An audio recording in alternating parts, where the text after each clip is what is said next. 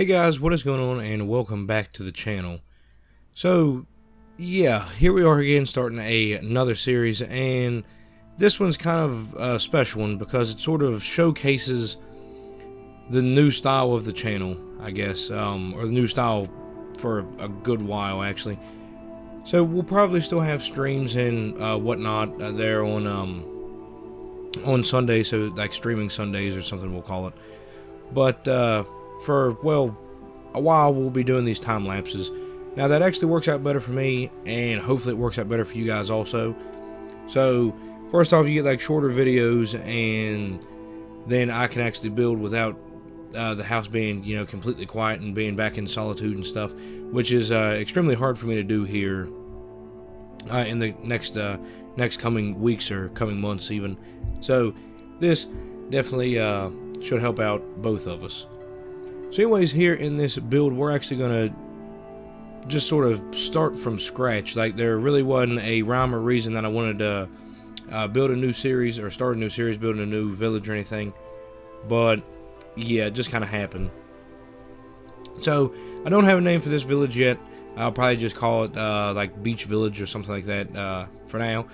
Now I do have some plans for this where it's going to go for a pretty decent ways. I actually have a plan here where it's going to be like these lower houses here, kind of like in the valley between these two little hills, I guess you could call them.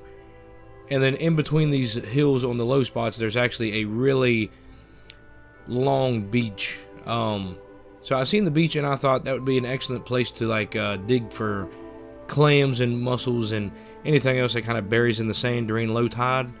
And yeah, the idea was born to build a village here. So most of the people here that live in this village are clam diggers, basically. I'm sure there's a word for that, but yeah, they dig for clams. That's how they make their living. There are a couple people that do little odd jobs. Like, there's a blacksmith that helps repair like shovels to dig in the sand with, horseshoes for horses. There's going to be like a cartwright that's going to be part of the blacksmith. So it's just kind of really small little bits and bobs that kind of fit together that make a village.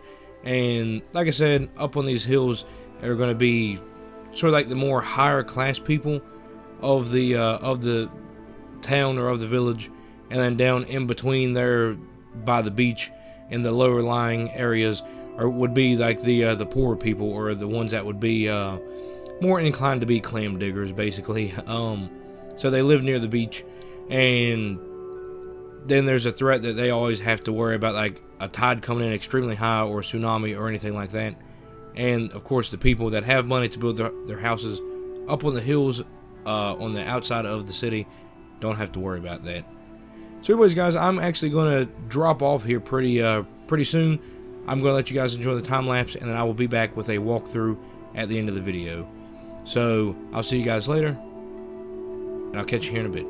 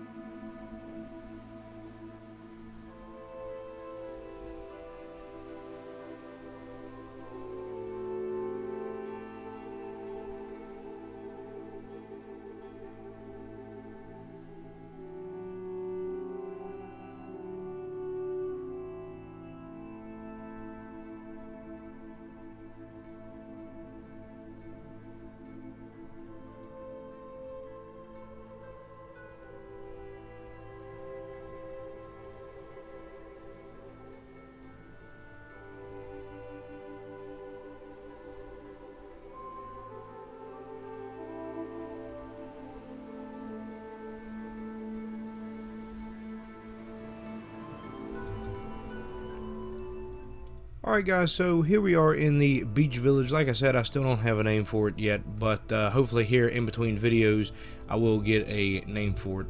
So this third house back here, I am going to go ahead and move that, so I didn't do an interior with it. But basically this is how I want the entire sort of middle section here to be built up. So kind of compact, sort of junk laying around everywhere. And this just sort of seemed the best way to do it. So we'll actually walk over here into this house first, but there's just some little carts and buckets and barrels and stuff laying around. I thought it really just looked kind of cluttered and made it look pretty good. So this house, I'm not too sure about it. It really has sort of some American West, like American Wild West, sort of 1800s prairie sort of vibes to it, with the white painted planks and stuff. But, I mean, at the end of the day, I think I'm going to go ahead and leave it like that. It really adds in some variety between the buildings, and you'll see the difference between this one and that one over there in a minute. But, basically, it's just the most simplistic sort of build. So there's just some junk back here, broom, a bucket. Over here is supposed to be like some stack of woods they can come over to put it in their furnace. Just some decoration bits, you know, some meats hanging, some herbs hanging, tables, cupboards. And then if you go upstairs, this really just shows off how simplistic these houses are, and like these people that live in the clam digging area sort of live. So there's two beds up here completely undivided from anything, you know. There's two wardrobes and a stool. That's it. That's all that's upstairs. I thought about maybe hanging some clothes or some other like lanterns and stuff like that around, which I do need to do. But yeah, I mean, for the most part, it's about as basic as you can get. I wanted to put the red door on there because I never really use it, and I just thought it looked neat.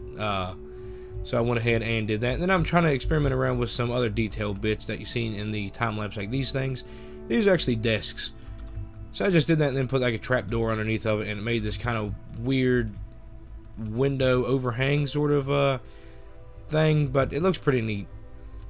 So this guy over here actually has his own vegetable farm and stuff, and this actually comes in handy because you'll see here in a minute he actually sells them out of his little shop that's connected to his house.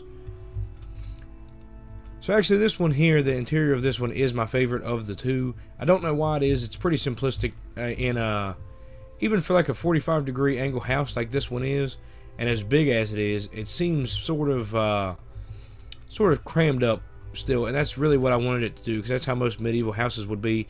You would cram as much stuff as you could into the spot, and barely have enough room to move around, or as much stuff as you could afford to have that was practical. You would try to cram into as tiny of a spot as you could, so you didn't have to buy too much of a big house.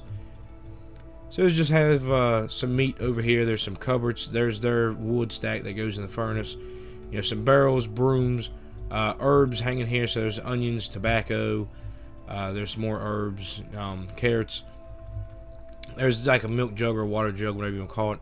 Some jam jars. Now this right here I thought was the coolest bit of this house. Now this actually happened by complete accident, and I was just trying to put these tables in here to make some shelves, and I accidentally put one down on this block, or like on the floor block, trying to click it on the top.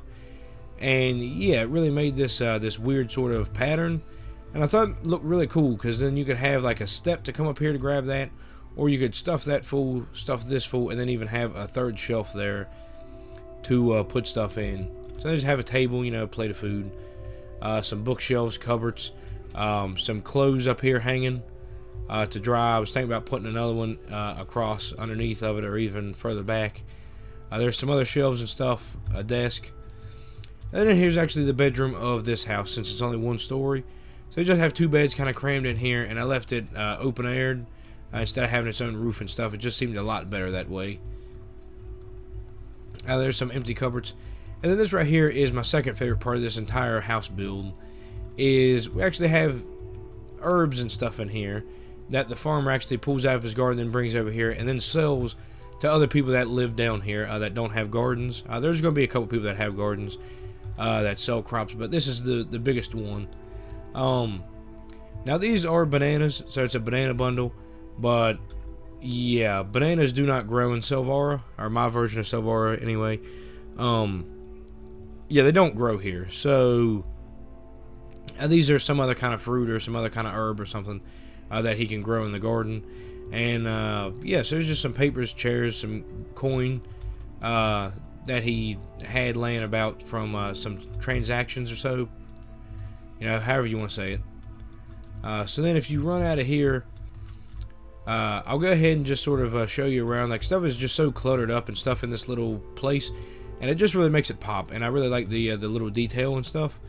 And then over here is going to have some junk, and then of course there's going to be houses and pathways kind of crisscrossing every which way. So it should fill out pretty nicely. Now this building here, it doesn't really fit the vibe, like the low income vibe that I wanted these two houses to represent, especially this one. So as I build them, my houses kind of got more and more prestigious, I guess, more and more expensive to build.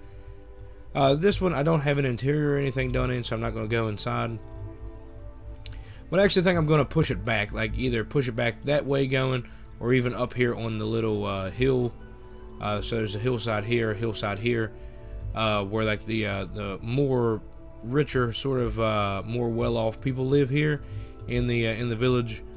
And yeah, so I'm not too sure exactly what to do with that. I might actually leave it here, but then the tutor up here, and then this roof has to change, and maybe even some of the details I might take off, just to kind of make it look a little bit more rough and simplistic, I guess.